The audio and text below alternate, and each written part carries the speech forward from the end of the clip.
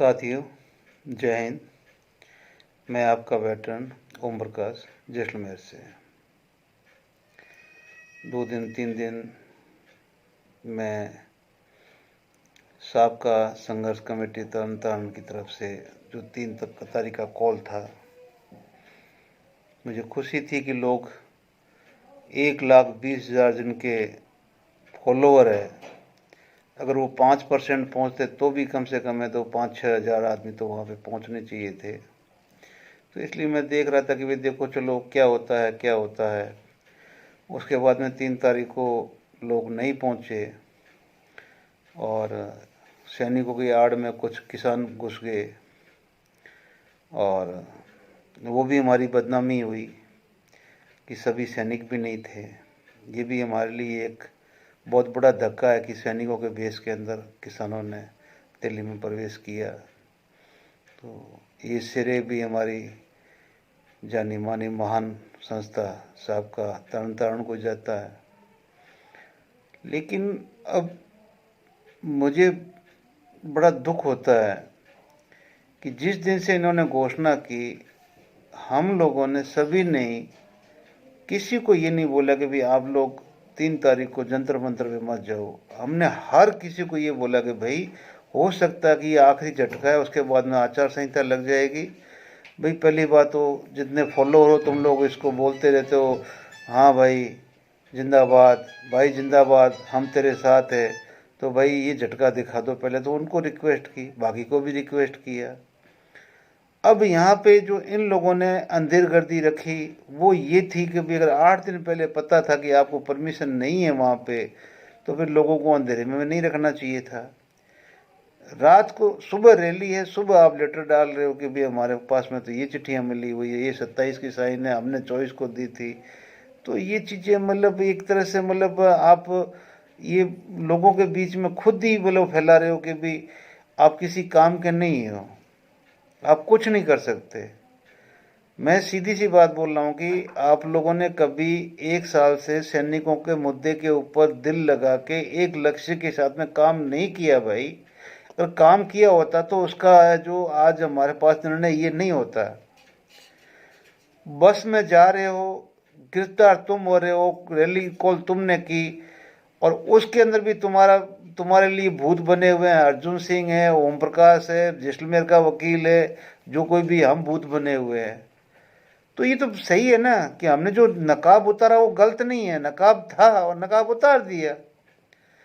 मैं अभी भी देश के पूरे सैनिकों को जो भी मेरा ये वीडियो देखे, प्लीज आपसे एक ही रिक्वेस्ट है, हमारा संघर्ष समाप्त नहीं होना चाहिए।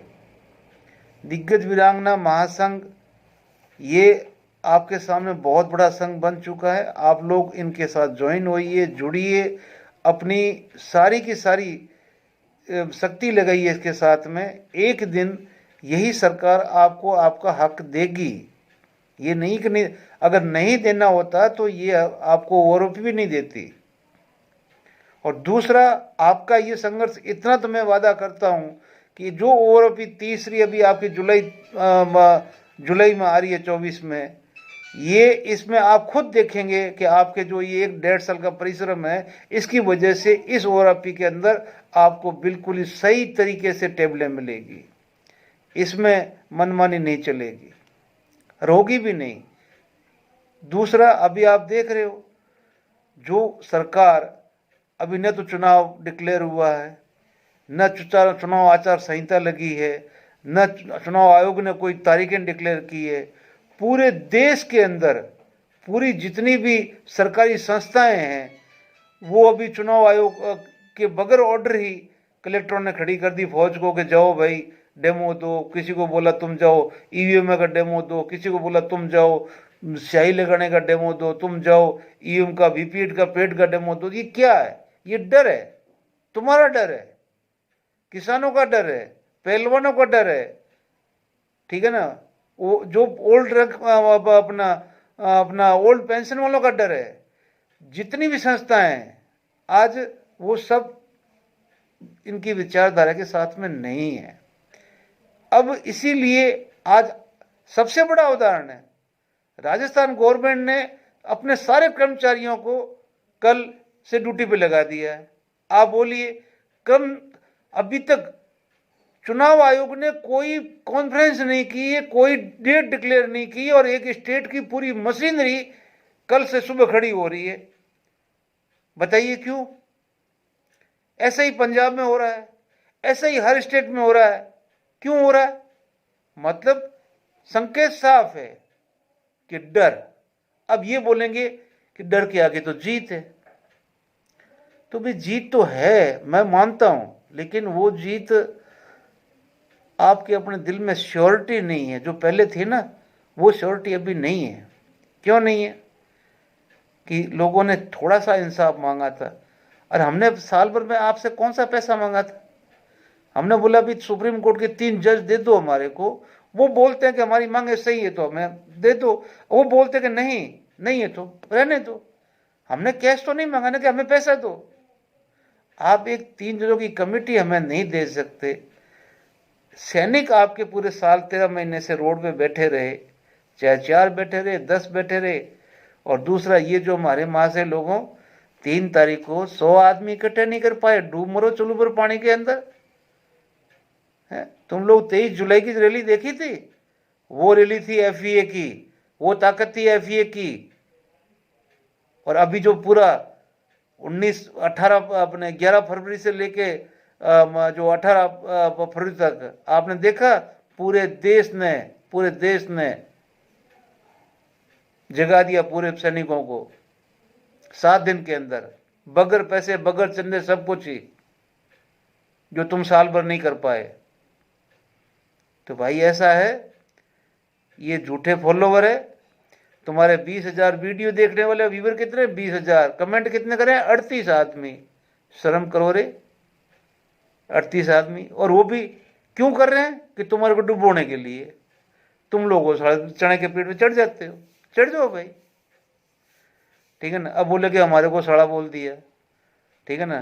तो वो हमारा दाढ़ी मेजर तो वैसे मेरे को सड़ा बोलता, तो मैंने तो बात भरना ही है उसका, तो मैं तो बात भरने आऊँगा ही भाई। तो चाहे वो मेरा बन जाए चाहे मैं उसका बन जाऊँ, लेकिन ये तो चलेगी भाई। क्योंकि तुम लोग जो कौम के साथ गद्दारी कर रहे हो, तुम्हें अपनी करनी का फल भोगना पड़ेगा। तुम्हारी दुकानें अब ये टोपी वाला, झांसा, जैसलमेर वाला वकील, ठीक है ना, शेखू, जो भी है, अब नहीं चलने देगा। अब वो दुकानें बंद ही रहेगी। तुम चालू क्या करोगे? तुम्हें तो वहां चालू करने के लिए जगह ही नहीं मिलेगी। कहां आप लोग करोगे? ठीक है ना।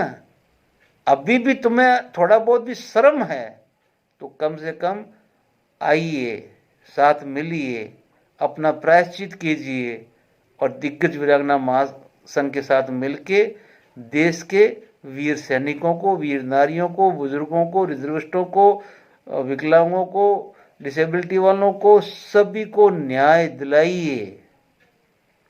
ठीक है ना। अपने आप को शहंशाह आलम के वो मत बताइए, कुछ नहीं है, ठीक है ना। वो 1.5-2 लाख रुपए खर्च करके पहलवान ने मंच दे दिया, कब्जा कर लिया, साल भर 4 आदमी बैठे रहे, 6 लाख रुपए खर्च कर दिए 4 आदमी के खाने के ऊपर। मान गए भी तुम्हारा हिसाब किताब भी। 4 आदमी खाना खाते हैं, 400 में रहते हैं, और 6 लाख रुपए हमारे खर्च हो गए। वो तुम्हारा सेक्रेटरी बोलता है, फिर तुम्हें हमारे से पैसा चाहिए। भाई ये पैसा तो जो हमने जवानों का पैसा, एक एक पाई का हिसाब किताब है, वो ऐसे नहीं मिलेगा। वो भीख का पैसा नहीं है, वो चंदे का पैसा नहीं है। जो दिल खोल के उन्होंने अपने हकों के लिए हमें सौंपा है, तो हमें उनके विश्वास के ऊपर खरा उतरना पड़ेगा, ठीक है ना। इसलिए आप सभी से यही रिक्वेस्ट है, दिग्गज वीरांगना महासंघ को मजबूत कीजिए। इन लोगों के जासे में मत आइए। ये चंदा चोर थे, चंदा चोर है, और चंदा चोर रहेंगे। अब चाहे जितनी गाली देनी है मेरे को दे देना, कोई फर्क नहीं पड़ता है। और जो नाम देना वो दे देना, कोई फर्क नहीं पड़ता है। क्योंकि मैंने एक दिन पहले बोला था कि तुम्हारा नकाब उतारूंगा, पूरे देश के सामने तुम्हारा नकाब उतर चुका है। और मैंने बोला ना कि दो ना, मेरे को नोटिस दो ना, तुम वो उनको क्या धमकी दे रहे हो कि हम ये कर देंगे वो एक नोटिस तो भेज के देखो देखो ना, कम से कम पता चले तुम्हारे को नोटिस का जवाब क्या होता है। इसलिए लोगों को मैं सभी हाथ जोड़ के विनती कर रहा हूँ, प्लीज़ अपने भाइयों बहनों के लिए आगे आइए।